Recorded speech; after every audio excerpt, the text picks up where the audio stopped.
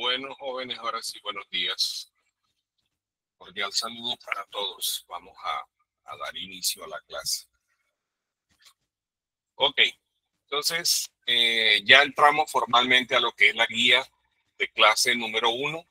Entonces, en esta guía vamos a explorar lo que son los fundamentos de la estadística aplicada a las ciencias sociales, diferenciando entre estadística descriptiva, que resume datos, y estadística inferencial, que permite generalizar una población a partir de una muestra. Se detallan conceptos claves como población, muestra y variables estadísticas, tanto cualitativas como cuantitativas.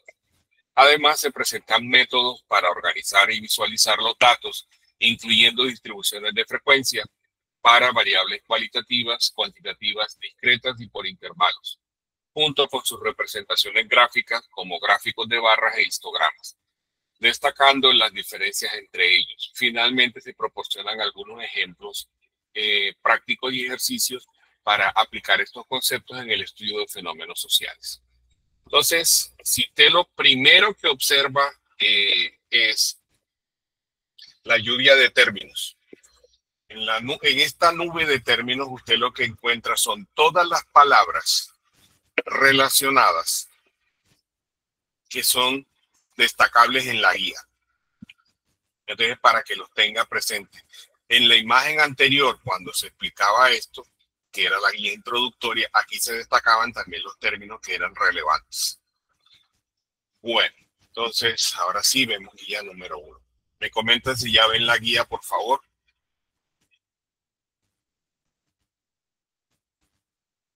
Jóvenes, ¿me escuchan? ¿Me escuchan? Sí se ve, profe. Ok, bueno. Sí. Listo. Entonces entramos pues a lo que es algunos conceptos enfocados a la estadística aplicada a las ciencias sociales. Entonces, comenzamos hablando de lo que es la estadística descriptiva, que no es más que el conjunto de métodos que se relacionan con el resumen y la descripción de los datos. Estadística, es decir, lo que son las tablas, las gráficas, el análisis de los cálculos, etc. La estadística inferencial hace referencia al conjunto de métodos que hacen la generalización o inferencia sobre una población a partir de una muestra. Las conclusiones puede que no sean funcionales y todo depende de un parámetro llamado probabilidad, que hace referencia al nivel de confiabilidad de la inferencia, o es decir, el supuesto que se hace a partir de los datos obtenidos. El otro concepto importante es el de población. La población es el conjunto de elementos que tienen todas las características observables de distinta naturaleza, que pueden ser cualitativos o cuantitativos, que pueden ser medidas. Entonces, por ejemplo, lo que son las estaturas de los estudiantes de una universidad, ¿sí? Las marcas de un producto alimenticio, etcétera. Esas vienen a ser mi población de estudio. Sin embargo, cuando se están haciendo estudios relacionados con ciencias sociales, siempre se debe tener muy claro cuál es la población que se va a estudiar. Cuando hago este comentario es respecto a que, por ejemplo, si usted va, supongamos de que va a estudiar el riesgo de enfermedades de transmisión sexual en la población de la Universidad del Atlántico. Entonces, en primer lugar, la población estudiantil de la universidad son 23,000 estudiantes. Entonces, en un volumen de estudiantes como ese, la población es tan grande que se vuelve un verdadero dolor de cabeza poder hacer un estudio de esa magnitud por el tamaño de la población. Sin embargo, esa viene a ser mi población total de estudio. Para poder recabar esa información, pues necesito muchísimas personas. Entonces, cuando la magnitud de la población es extremadamente grande, se necesita tener en cuenta de un aspecto que es lo que es el cálculo de una muestra. Y para los estudios sociales hay unas fórmulas especiales de las cuales hablaremos más adelante.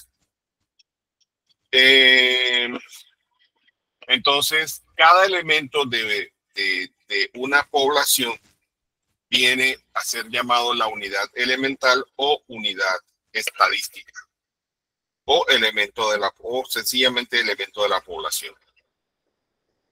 A partir de esto, cada información que usted obtiene de cada elemento de la población se convierte en una observación o en un dato estadístico.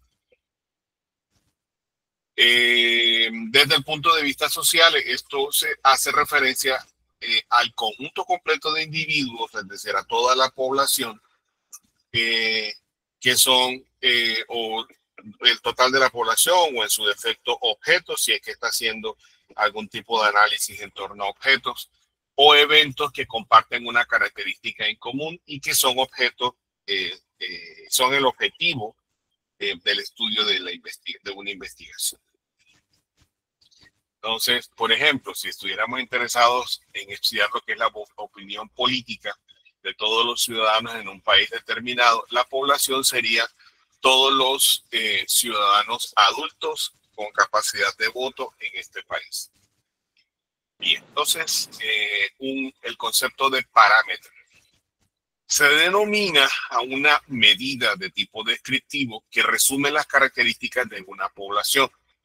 Por ejemplo, el peso promedio de un grupo poblacional, este es un valor de referencia. Por ejemplo, si retomamos el caso de las enfermedades de transmisión sexual, entonces yo podría decir de que mi parámetro en este caso, yo podría decir de que el parámetro, permítanme un segundo, por favor.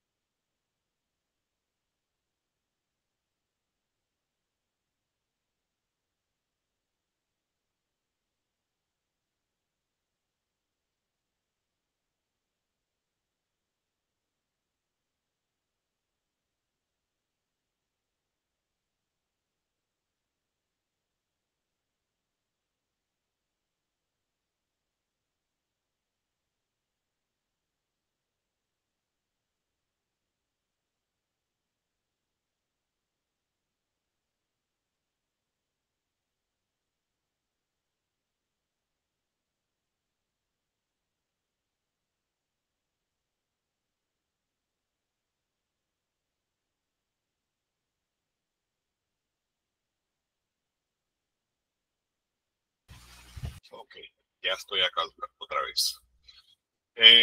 Bueno, entonces les decía, si retomo el ejemplo de lo que son las enfermedades de transmisión sexual, el parámetro podría ser el promedio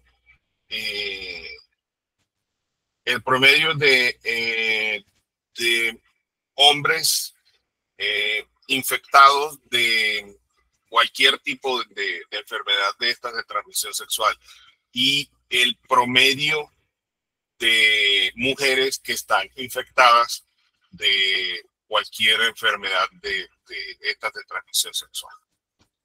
Bueno, ok. Ese podría ser mi parámetro. Entonces, veamos lo que son los tipos de población. La población se clasifica de acuerdo con el número de elementos que la describen. La población puede ser finita o infinita. Por lo menos para estudios sociales es un poco raro que la población sea de carácter infinita. porque ejemplos de poblaciones infinitas, el número total de granos de arena de la playa,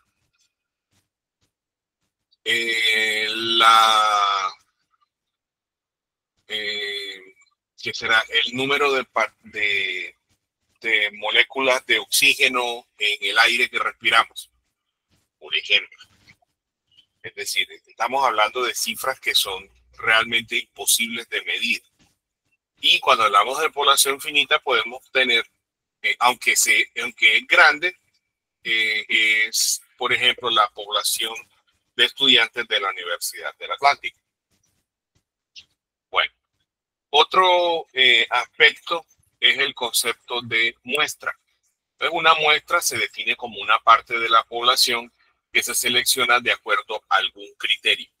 Estos criterios yo se los voy a explicar más adelante para que usted los tenga en cuenta.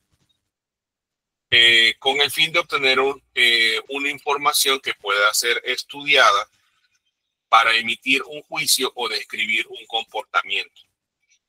Para seleccionar la muestra de una población que tiene diferentes técnicas, la más sencilla de todas es el azar. Es decir, seleccionar aleatoriamente elementos de la población para que haga parte del estudio estadístico. Pero no es como la manera más confiable. Sin embargo, eso indica de que cualquiera de los elementos que yo tome de la población tiene la misma probabilidad de ser escogido para efectos del estudio. La muestra normalmente debe ser elegida que refleje una precisión a las características de la población y adicional debe ser seleccionada de acuerdo a una cantidad que se ajuste o que se aproxime para poder calcular la muestra de una población. Les repito, eso se los explico más adelante. Entonces, por ejemplo, si queremos estudiar la opinión pública de los ciudadanos de un país, seleccionaríamos una muestra representativa de la población, como por ejemplo 1000 ciudadanos seleccionados al azar de diferentes regiones y grupos demográficos. Que para mí, 1000 personas no me representan una muestra que se ajuste al volumen total de habitantes que tiene este país. Pero bueno, cuando hablamos de estudios de fenómenos sociales, el estudio de fenómenos implica lo que es la investigación y la comprensión de aspectos diversos de la vida en la sociedad, como el comportamiento humano, las relaciones sociales, las instituciones y los procesos de cambio social. Es decir, aquí también hay que tener en cuenta otro aspecto y es que, por ejemplo, usted no puede ponerse, por ejemplo, que usted esté estudiando una población vulnerable, digamos, niñas menores de 15 años o menores de 12 años que hayan sido víctimas de abuso sexual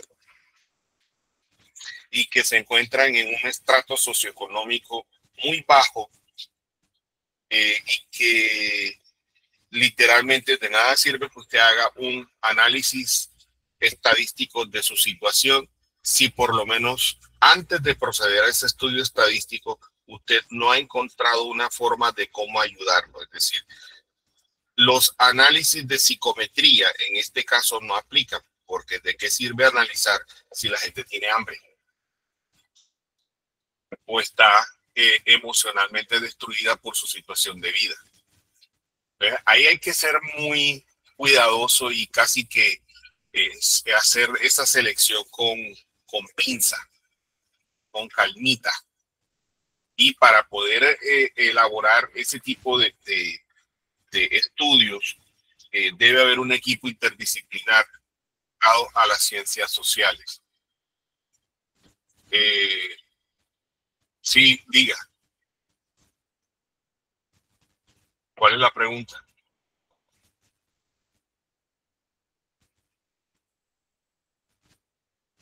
¿Hay alguna pregunta? Bueno, si no hay preguntas, continúo.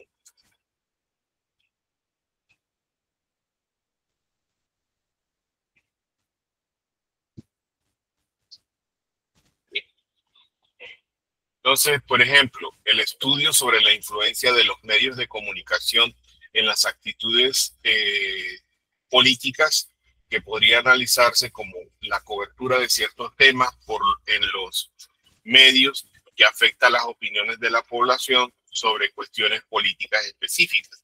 Para ello se puede pues recopilar una muestra representativa de la población, realizar las encuestas del caso o los análisis de contenido de los medios y luego analizar los datos utilizando métodos estadísticos, identificar lo que son los patrones y relaciones significativas.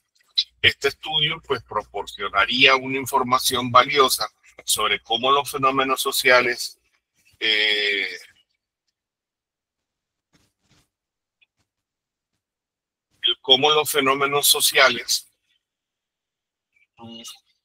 tales como los medios de comunicación, influyen en lo que son las actitudes y el comportamiento de la sociedad. Entonces, la información que se recopila en este tipo de estudios habitualmente puede ser cualitativo, sobre todo si se está trabajando con lo que son las entrevistas o los estudios focales. Pero cuando son cuantitativos o mixtos, depende de los objetivos de investigación y la naturaleza del fenómeno estudiado. En cuanto al tipo de análisis a desarrollar, esto también pues varía de acuerdo al diseño del estudio, es decir, o el diseño del experimento con el que se vaya a trabajar. Aquí hay algunas de las características y los tipos de análisis comunes en estos estudios relacionados con ciencias sociales. Lo primero es el carácter de la información recolectada, que puede ser cualitativo, puede ser cuantitativo o puede ser mixto. Como les dije, cualitativo pues son las entrevistas, los grupos focales, los análisis de contenido, sobre todo cuando hacen revisión bibliográfica, investigaciones a partir de revisión bibliográfica. Y para eso se utilizan herramientas que son especiales para eso, y pues también se utiliza inteligencia artificial, una herramienta que se llama Atlas TI. El otro aspecto es cuando que la información es de tipo cuantitativo.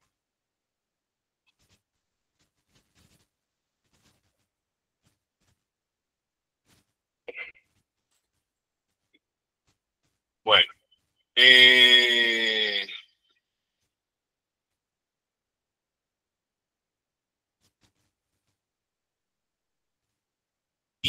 cuando son de tipo mixto, entonces, bueno, les decía que cuando son cuantitativos se hace referencia a datos numéricos que se recopilan mediante encuestas, cuestionarios, pruebas estandarizadas u otras técnicas de medición. Este tipo de información se utiliza para describir y cuantificar características o relaciones sociales, identificar patrones y tendencias y probar lo que son las hipótesis de manera estadística. Ahora, de tipo mixto, combina lo que son los elementos cualitativos y cuantitativos en un mismo estudio, lo que permite obtener una comprensión más completa y profunda de los fenómenos sociales al combinar la riqueza descriptiva de los datos cualitativos con la capacidad de generalización y el análisis estadístico de este tipo de datos.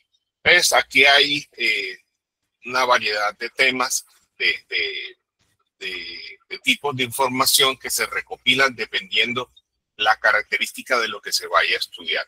¿Hay alguna pregunta hasta este momento? ¿Jóvenes? No. Bueno, veamos algunos de los análisis. Entonces, pues hay análisis descriptivos, diferenciales, cualitativos y multivariables. Los descriptivos se utilizan pues para describir lo que son las medidas de tendencia central, lo que es la media, la mediana, la moda, el análisis de dispersión, es decir, qué tanto se desvían los datos con respecto a la media, un rango intercuartílico y lo que son las distribuciones de frecuencias.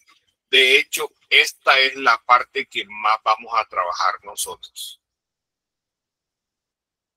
este semestre. Lo otro son los análisis inferenciales que se utilizan para sacar conclusiones sobre una población que se basa en datos de una muestra mediante técnicas como pruebas de hipótesis, análisis de regresión, análisis de varianza y correlación, análisis cualitativo, que entonces involucra la interpretación de análisis de datos para identificar lo que son patrones, significados y relaciones y correlaciones subyacentes con respecto a las variables que se estudian. Por lo general se utilizan algunos enfoques como el análisis de contenido, el análisis de curso y teorías fundamentadas. Les repito, nosotros no tocamos estos aspectos este semestre.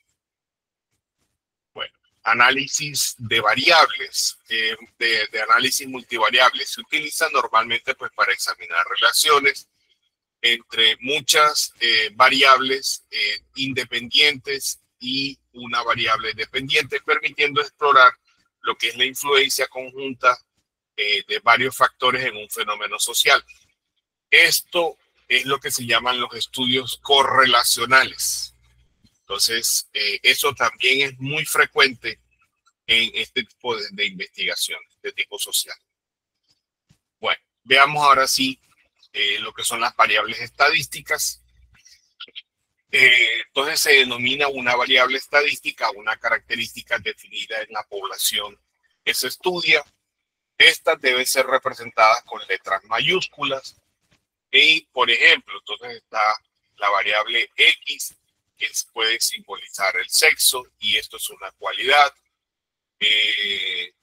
La variable Y, que puede ser el estado civil, que también es otra cualidad. Una variable Z, que corresponde al número de hijos, estamos hablando de cantidad. Y podemos hablar otra variable W, que puede simbolizar los ingresos mensuales o el sueldo, que también representan una cantidad. Pero si X es una variable que se estudia, entonces cada característica de X, por ejemplo, se representa por X1, X2, X3 hasta XN. Este conjunto de N observaciones constituye una muestra de tamaño de N obtenida en una población. ¿Qué quiere decir esto? Si mi variable se llama A, cada uno de los elementos se llaman A1, A2, A3 hasta AN. ¿Sí? No sé si eso esté claro. ¿Profe, podría dar un ejemplo de esa parte, por favor? Por ejemplo, digamos,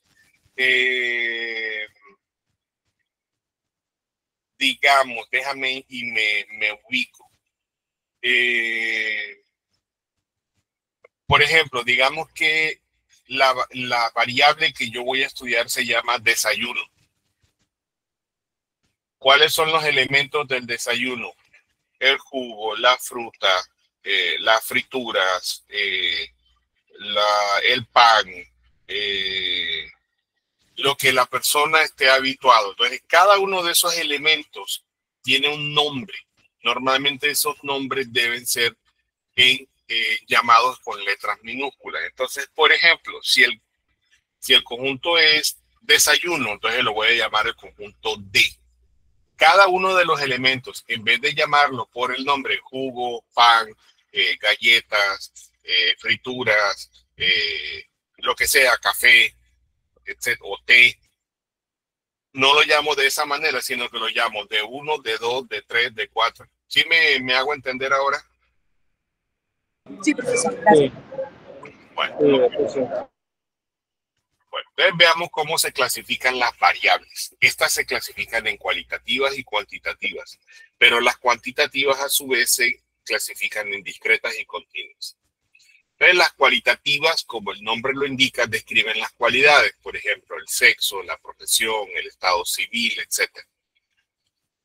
Yo no puedo decir que hay 4 sexos, que hay eh, 5 profesiones, sino que tengo que decir cuáles son las profesiones o cuáles son el sexo, que nada más hay 2, biológicamente hablando, los otros son géneros, el estado civil, etcétera. Y el estado civil es solamente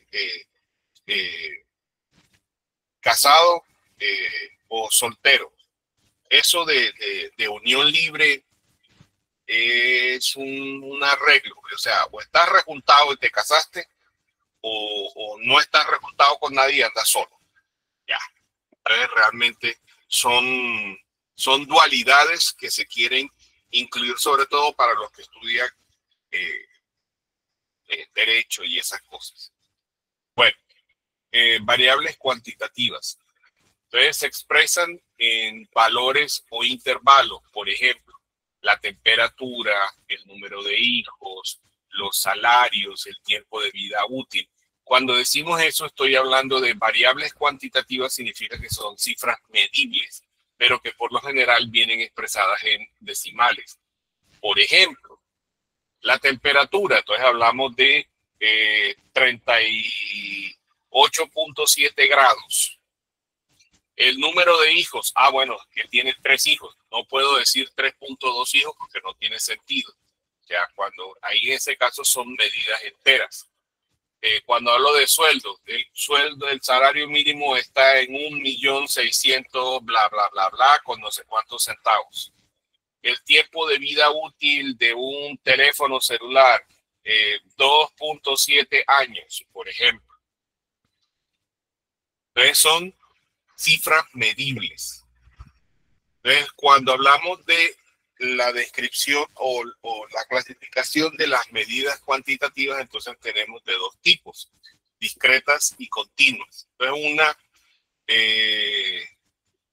una variable cuantitativa discreta es aquella que solamente toma ciertos valores en un intervalo considerado y no admite valores entre 2 valores consecutivos, es decir, valores enteros. Y por lo general estos datos se obtienen por conteo.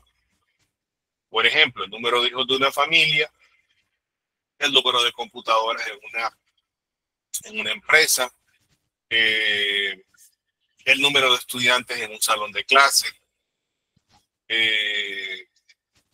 bueno, etc. Y cuando son variables cuantitativas continuas, esas son las que pueden expresar o pueden tomar cualquier valor dentro de un intervalo considerado. Por ejemplo, el tiempo. No, que para trasladarme a la universidad me demoro 1.5 horas.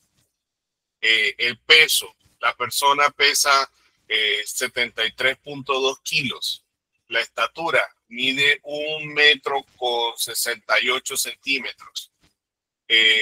La longitud, no, que tiene que recorrer 4.5 kilómetros para trasladarse a su sitio de trabajo. El volumen, no, que es que el tanque de almacenamiento de agua tiene una capacidad de 10.732.5 litros, por ejemplo. Yo creo que eso no necesita mayor explicación, ¿o sí?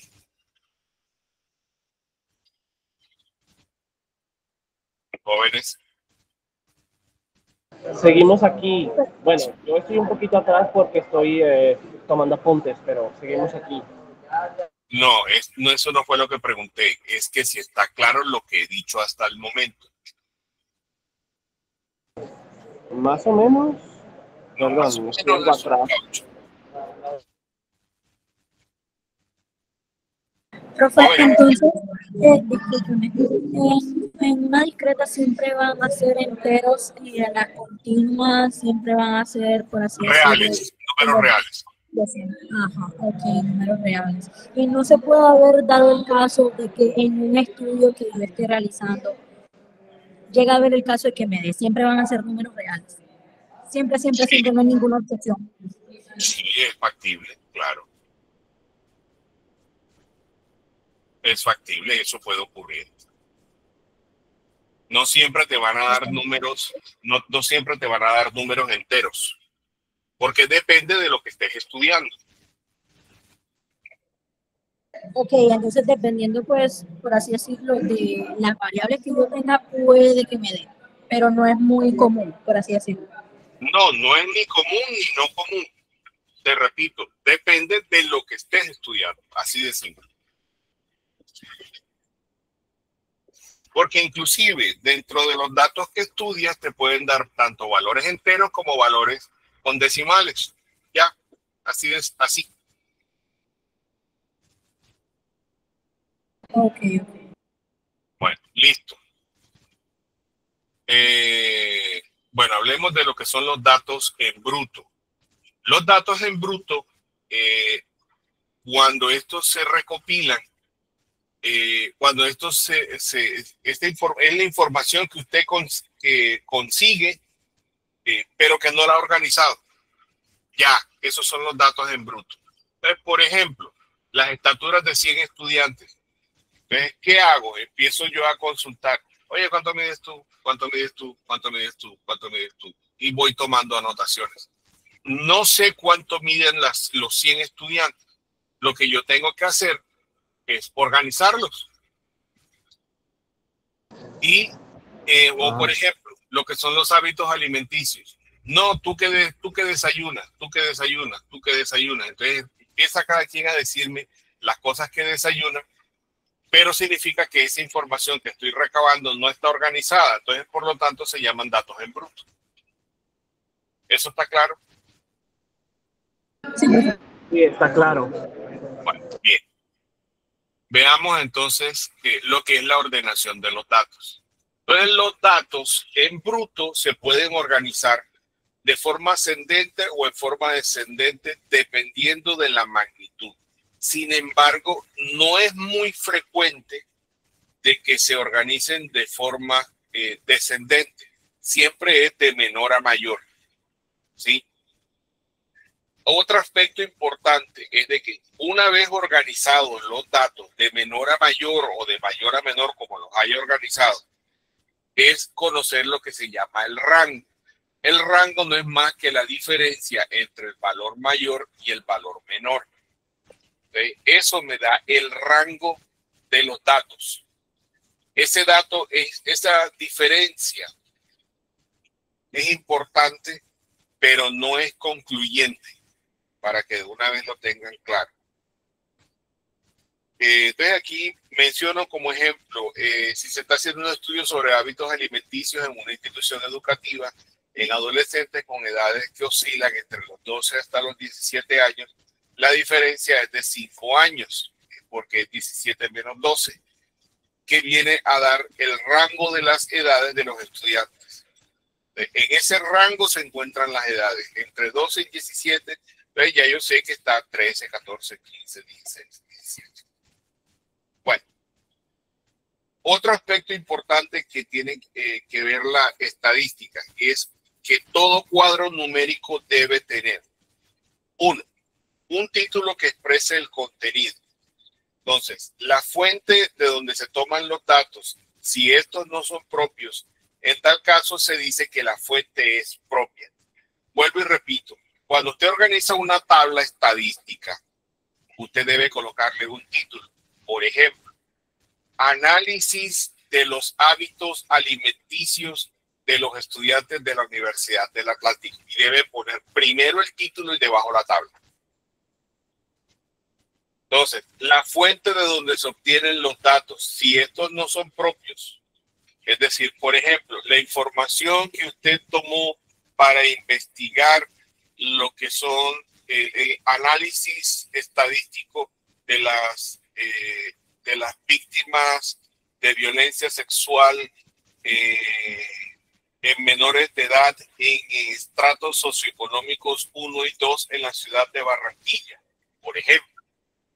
Si usted va a hacer ese estudio, entonces tiene que, y la información la obtuvo de la base de datos de estudios de violencia de la Policía Nacional. Entonces usted tiene que decir datos tomados de la base de información de la Policía Nacional. O sea, usted debe decir de dónde sacó la información. Ahora, si usted fue el que se romaneó toda la estadística y todos los datos que consiguió de bruto y que están sujetos a ser analizados, entonces usted coloca fuente propia. ¿Me explico? ¿Sí está claro? Sí, profe. Ok, bueno. Otra cuestión. Si, por ejemplo, lo que usted va a estudiar son los pesos de los estudiantes de la Universidad del Atlántico, usted debe colocar las unidades. Ya sea que lo trabaje en libras o que sea que lo trabaje en gramos, que lo trabaje en kilos, etc. Bueno, entonces, los cuadros de datos de una sola variable estadística reciben el nombre de distribuciones de frecuencia. Ojo que nosotros vamos a trabajar esto con mucha regularidad. Entonces, esto hace referencia a una muestra obtenida de una población. Entonces, aquí ya comenzamos a hablar de lo que son las distribuciones de frecuencia para variables cualitativas.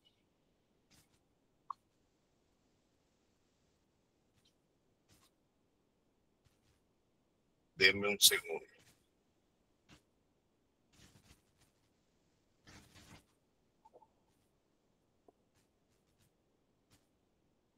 Entonces, por ejemplo, hablamos de distribuciones de frecuencia para variables cualitativas.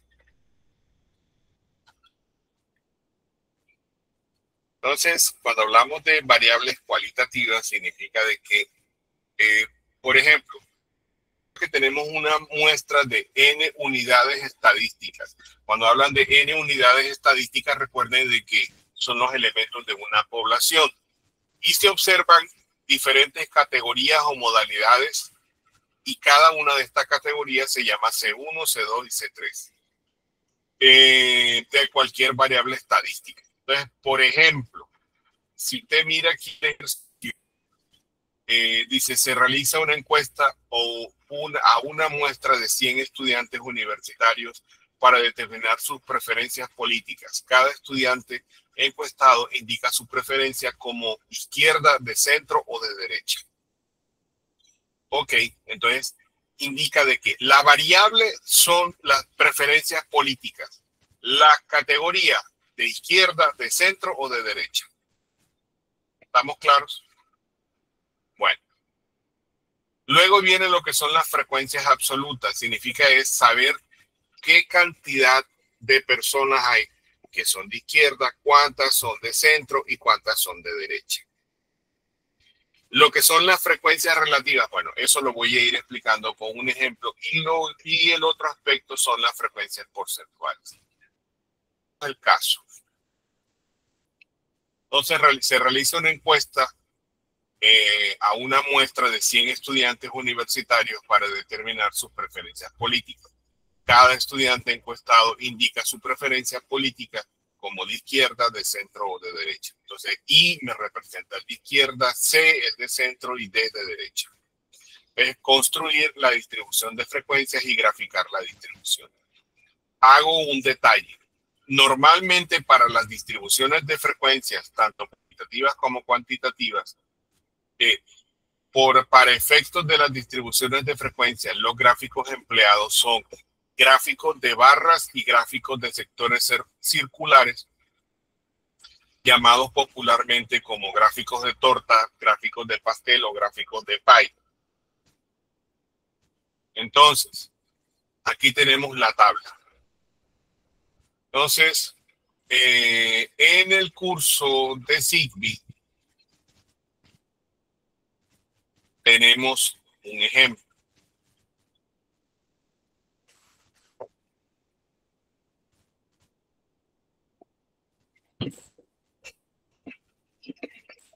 Ay, perdón.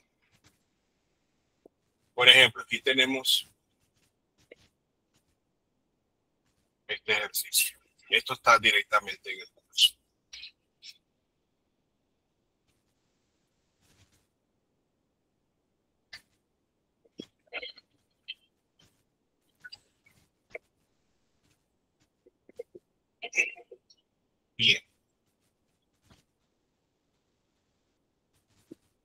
único que hice fue que trasladé toda la tabla, la pasé directamente. Me comentan si ven el archivo de Excel, por favor. Sí, profe. Bueno, listo. Pues miren,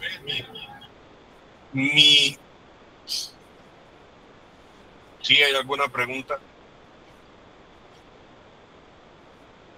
Ah, ok. ¿Me lo podría repetir? Es que no lo pude escuchar bien. ¿Qué quieres que te repita, Andrés? Lo que acaba de decir con lo del Excel, no lo pude oír. Hay mucho ruido en donde yo estoy. Es simplemente que el ejemplo que estoy mencionando en la guía lo voy a explicar en Excel. Eso es todo. Lo único que hice fue trasladar los datos de la tabla que aparecen en el ejemplo, los pasé a Excel. Eso es todo. Bueno. Entendido, gracias. Bueno, bien.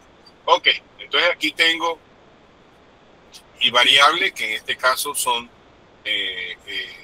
los valores de mi variable. Entonces, tengo los que son de izquierda, los que son de centro, los que son de derecha y el total. Entonces aquí tengo que, para eso utilizo, para yo no ponerme a contar uno por uno, porque eso se vuelve tedioso, utilizamos una fórmula de Excel que es esta que estoy mostrando. Vamos a ampliarla. Y es esta. Lo primero que hago es selecciono todos los datos de mi tabla. Perdón, antes de seleccionar. Bueno, vamos a hacerlo aquí abajo. Le digo contar punto sí. Y entonces me dice, miren que aquí me dice rango y criterio. Entonces lo que hago es selecciono todos los datos de mi tabla, ¿sí? Y él automáticamente me pone el rango. ¿Sí lo ven? Desde A1 hasta J10. Y ahora el criterio de búsqueda. Voy a buscar todas las I. Y cierro paréntesis. Eso me da automáticamente el número total de estudiantes que comulgan con movimientos de izquierda. Si voy a hacer lo mismo, pero para contar los que son de centro, entonces selecciono otra vez todos los datos de mi tabla.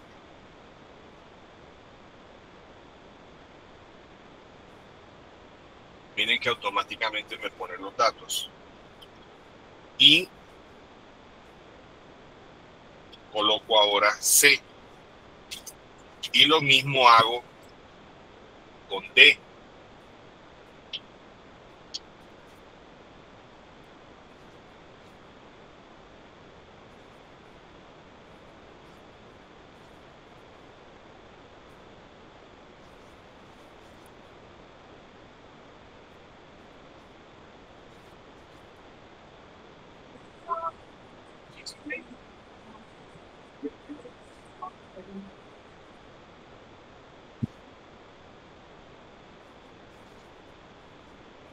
Perdón, se empezó a escuchar el ruido.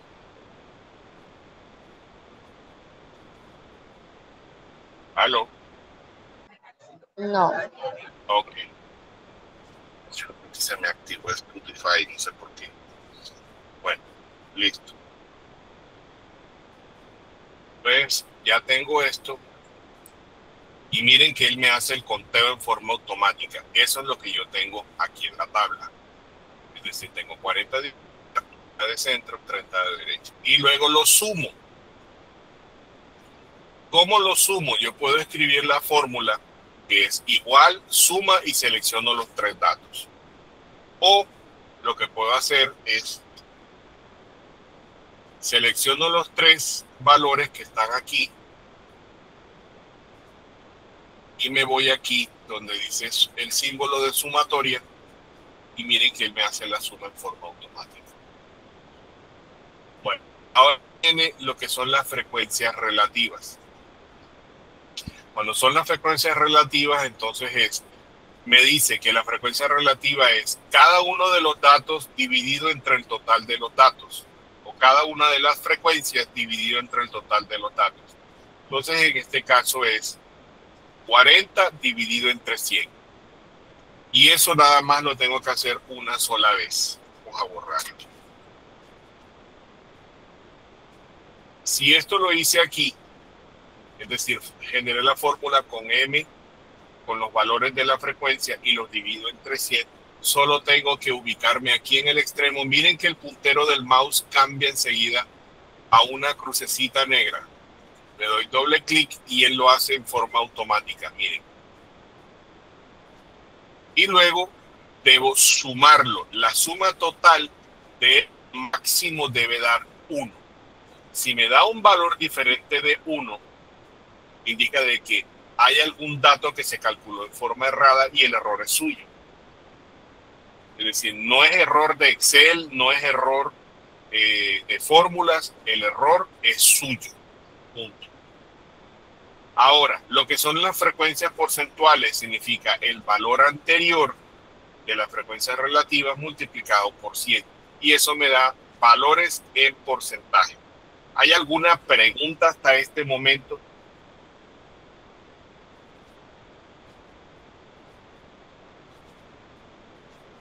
No, profesor. Bueno. Ok, entonces ahora viene la representación gráfica. Cuando hablamos de este tipo de representaciones, indica de que yo tengo que graficar. Por ejemplo, voy a graficar a partir de las frecuencias absolutas. Les quiero aclarar, las gráficas son o gráficas lineales, o gráficas de barras, o gráficas de pie o de torta. Normalmente se deben seleccionar las variables y el valor de las frecuencias. Nunca, y ténganlo claro, nunca se toman los valores totales. Solo las variables que intervienen y sus frecuencias. Me voy a insertar gráfico. Y aquí hay unos gráficos recomendados. Y entonces él me muestra unas opciones. Entonces, esto que está aquí me está indicando que yo puedo seleccionar gráficos de barras y puedo ponerle colores. Le doy este color y le doy a aceptar. Y entonces mire que automáticamente tengo la gráfica. Ahora, ¿qué es lo que hace falta? Que a cada barra que se está mostrando aquí me muestre los datos. Simplemente le doy clic aquí al símbolo de suma y le doy etiquetas de datos.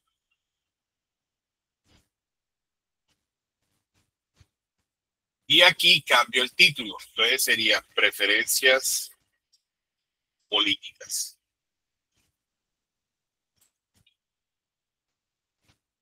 Y listo, ya tengo mi gráfico. Ahora que necesito ver la gráfica porcentual. Las gráficas porcentuales se toman siempre en gráficos de tipo circular, porque son las que se miden a partir de porcentajes. Entonces se seleccionan los datos que están aquí, que son las variables, pero con la tecla control hundida en el teclado selecciono solamente lo que son las frecuencias porcentuales. Entonces, nuevamente insertar gráficos recomendados y él me muestra de una vez el gráfico circular. Le doy a aceptar y aquí me muestra el gráfico circular. Y entonces, nuevamente, el título es preferencias políticas y coloco entre paréntesis el símbolo de porcentaje para indicar de que la gráfica está tomada con los datos porcentuales. Le doy clic y nuevamente le doy a etiquetas de datos y miren que los valores me aparecen allí. Entonces, como la gráfica es un poco oscura, yo lo que hago es que los datos los muevo para un lado.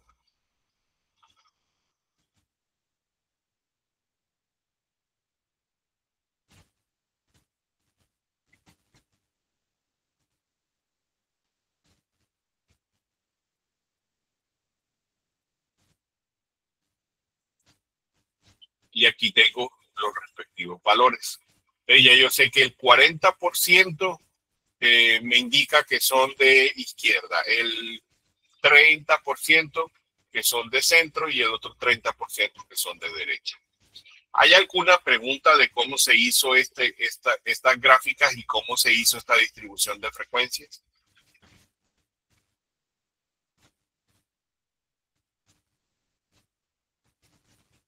Jóvenes. No, profe, todo claro. Ok. Bueno, de todas maneras, el archivo de Excel, el archivo de Excel está en el SIGBI. Bueno, seguimos con la guía.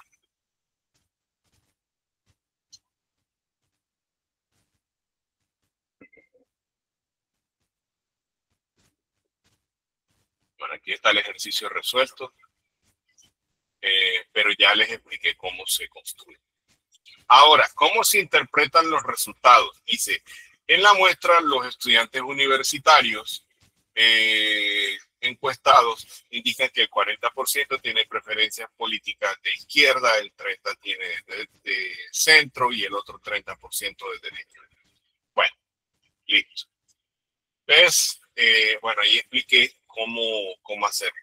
La idea es que usted haga como ejercicio una encuesta con una muestra de 300 personas para determinar sus preferencias de género cinematográfico. Cada encuestado elige su género preferido en una lista que incluye A de acción, C de comedia, CO de comedia, drama, D y terror, T y ciencia ficción, CF. Haga una tabla y una distribución de frecuencias y la gráfica de barras con los datos suministrados. ¿Hay alguna pregunta de cómo hacer el ejercicio?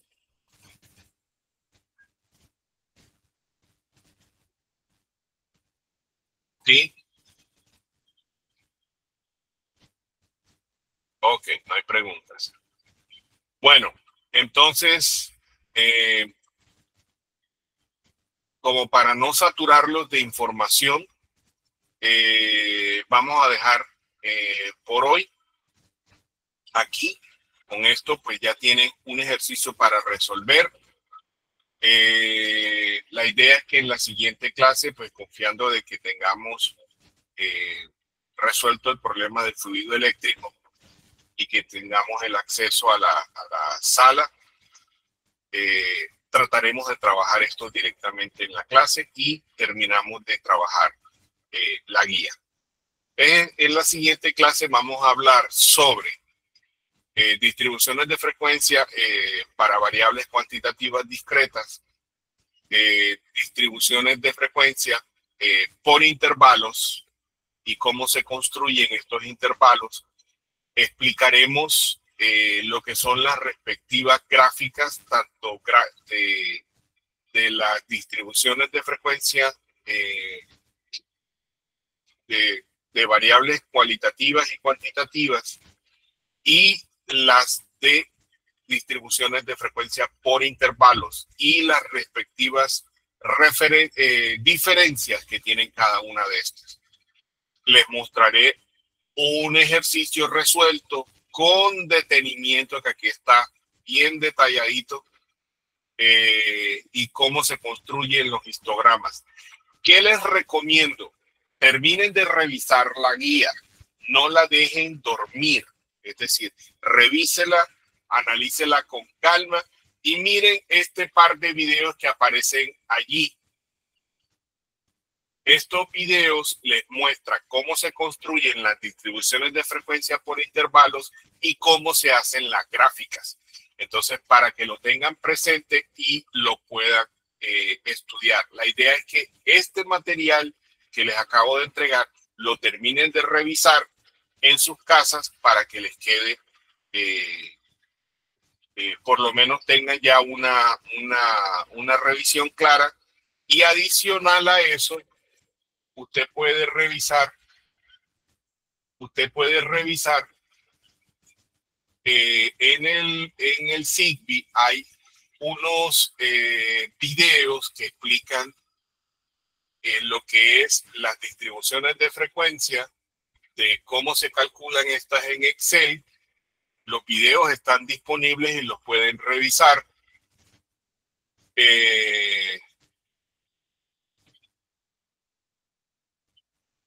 Y esto es material que les sirve para que logren entender mucho más el material de la guía.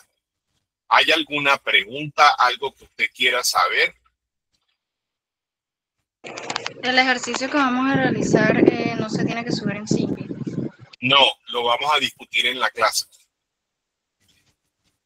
Ok, profe. Bueno, listo, jóvenes. Feliz fin de semana. Chao. Gracias. Bueno, Chao, profe, gracias.